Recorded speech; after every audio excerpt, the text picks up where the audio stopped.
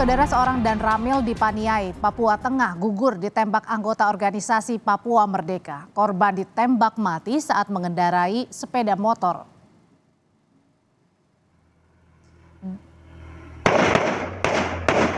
Dalam video yang diduga direkam oleh komplotan OPM dan viral kemudian di media sosial, tampak korban sudah diincar sebelumnya.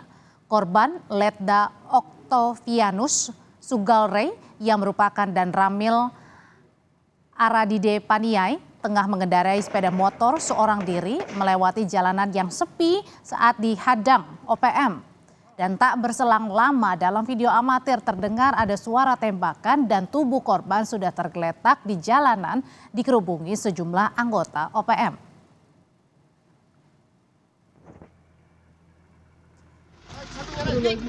Kapendam 17 Cendrawasih Letkol Infantri Chandra Kurniawan menyebut jenazah dan Ramil Aradide Paniai Letda Infantri Octavianus Sugalrey yang dibunuh oleh OPM ditemukan setelah sehari pencarian dan sudah dievakuasi ke Nabire.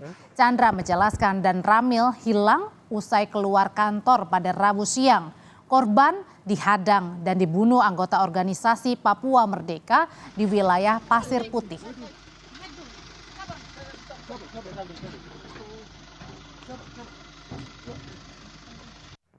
Meninggalnya ini diawali pada saat hari Rabu sore, almarhum keluar dari Koramil menuju ke kampung Pasir Putih.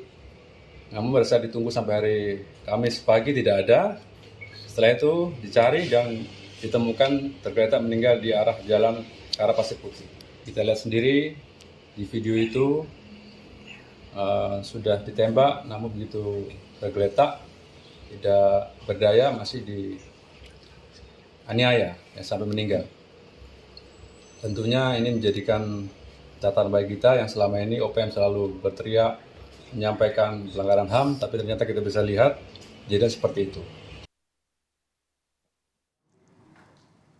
TNI Saudara mengubah penamaan kelompok kriminal bersenjata atau KKB di Papua menjadi Organisasi Papua Merdeka atau OPM. Panglima TNI Jenderal Agus Subianto beralasan mengikuti penamaan oleh kelompok tersebut yakni Tentara Pembebasan Nasional Papua Barat. Agus bilang TNI tidak akan memberikan ada negara dalam negara dengan tindakan teror OPM.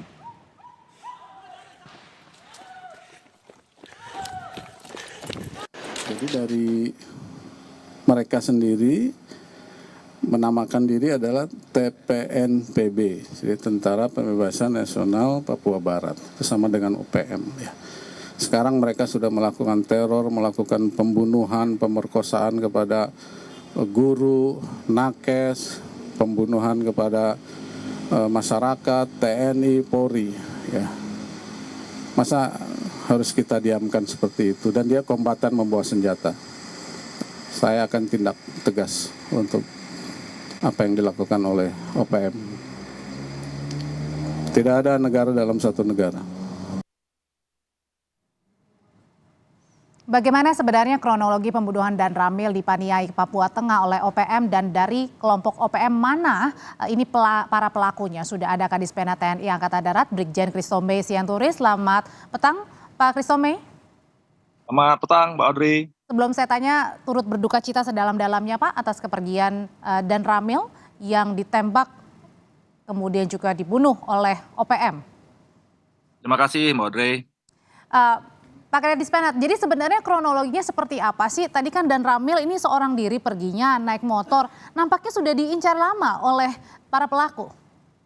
Ya, artinya memang pada tanggal 11 April 2024 sekira pukul 11 waktu Indonesia Timur, memang telah ditemukan jenazah atau almarhum atas nama Letnan 2 Infantri Octavianus Sugalrey yang saat ini menjabat sebagai Komandan Ramil 170304 Aradide Paniai. Jadi jenazah ditemukan di Jalan Trans Ena Rotali Aradide, Pasir Putih, Distrik Aradide.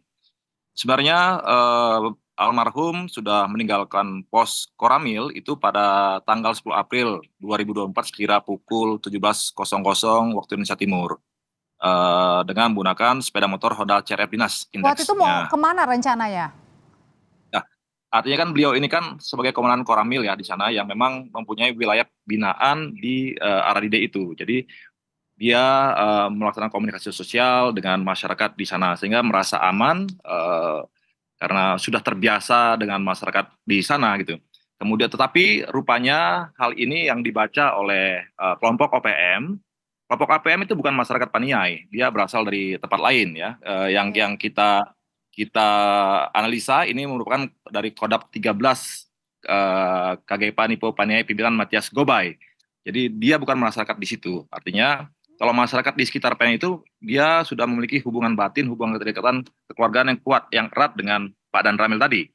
Ya, jadi beliau mungkin sudah terbaca, ditunggu, dan dengan keji dibunuh oleh kelompok OPM. Jadi kalau bukan dari orang situ, kemudian tiba-tiba sudah membidik sampai membunuh Dan Ramil, dugaan motifnya apa sebenarnya? Ya, artinya karena dia komandan Koramil di situ yang selama ini membantu masyarakat, membantu percepatan pembangunan masyarakat, melakukan kegiatan teritorial, inilah yang membuat kelompok OPM tidak senang.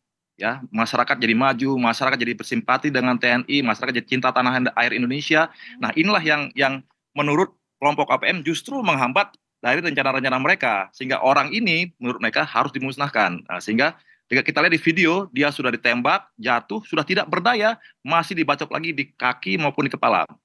Nah, ini tindakan kekejaman atau kekejian yang seharusnya tidak boleh diberlakukan. Secara hukum internasional juga, secara hukum perang sudah memiliki aturan untuk manusia yang tidak berdaya masih dianiaya seperti itu. Nah, gitu. Berarti kalau ada motif tadi tidak senang ya karena ada pembangunan di sana yang dipimpin oleh almarhum Dan Ramil, berarti ada yang menggerakkan. Pimpinannya siapa dari OPM ini? Ya, kalau kita lihat bahwa analisa dari Kodap 13 Matias Gobay dan itu mereka itulah yang kira-kira mengganggu keamanan di wilayah itu gitu ya. Sebenarnya kan OPM ini kan terbagi-bagi, tidak ada mereka struktur komando yang pasti.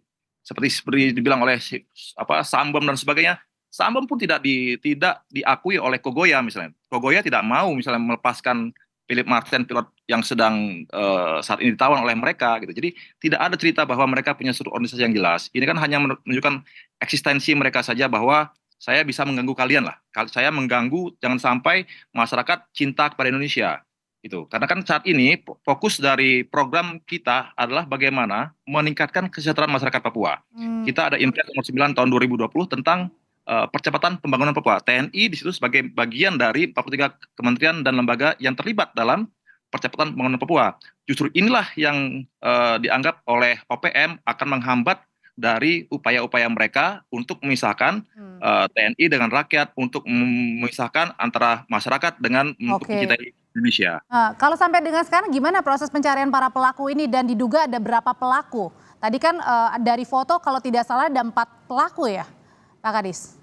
Ya, itu kan yang terlihat di video ya. Kita saat ini masih pasukan kita di lapangan masih mencari tahu berapa besar kekuatan mereka sebenarnya. Kemudian mereka berlari ke arah mana. Secepatnya kita akan tangkap mereka dan kita akan proses hukum.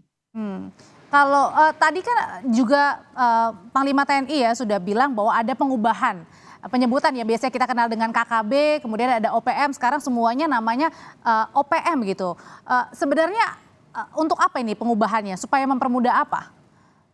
Ya, artinya kan OPM, kenapa disebut OPM, Organisasi Papua Merdeka, kan artinya mereka ini terdiri dari front politik, front bersenjata, front clandestine, front diplomatik di luar negeri, dan sebagainya. Sehingga secara utuh lebih bagus penyebutan adalah OPM tadi. Karena mereka tadi sudah menyebutkan front-front tadi. Mereka bersenjata, mereka punya front politik, mereka bahkan ada yang di luar negeri, sebagainya. Jadi kalau hanya disebut pakai KKB saja, saya rasa itu tidak mencakup seluruh upaya mereka itu. Gitu. Artinya Pak Kristome sudah terorganisir semua, kemudian juga semuanya punya tujuan yang sama untuk memerdekakan tadi ya, sendiri gitu ya?